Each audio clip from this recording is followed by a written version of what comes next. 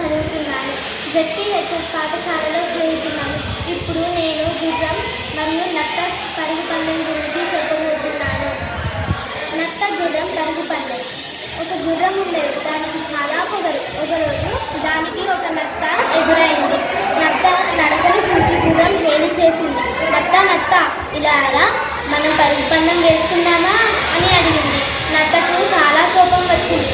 సరే అలాగే, ఆదివారం నాడు పందెం వేసుకుందాం అంది నత్త. నత్త ఇంటికి పోయింది. మిగిలిన నత్తలను పిలిచింది. పందెం సంగతి తెలిపింది. నత్తలు ఓ ఉపాయం ఆలోచించాయి. ఆదివారం నాడు అవి చాలా ముందే బయలుదేరాయి. ఒకదానికి మరొకటి కొంత దూరంగా దారిలో నిలబడ్డాయి. పందెం మొదలైంది. గుర్రం కొంత దూరం పరిగెత్తి చూసింది. దానికంటే ముందు నత్త ఉంది. గుర్రం మరికొంత దూరం పరిగెత్తింది. అయినా నత్త ముందు ఉంది. గుర్రం ఇంకా జోరుగా వేగంగా పరిగెత్తింది. ఎంత దూరం పోయినా ఇంతే. గుర్రం కంటే ముందు నత్తే ఉంది.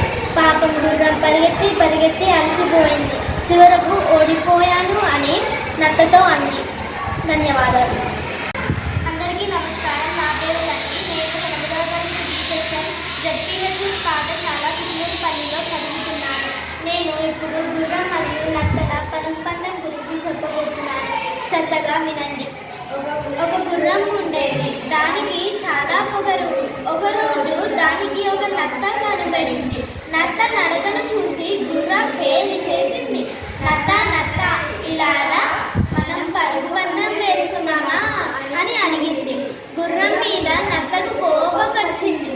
అలాగే సరే, ఆదివారం నాడు పందెం వేసుకుందాం అంది నత్త. నత్త ఇంటికి పోయింది.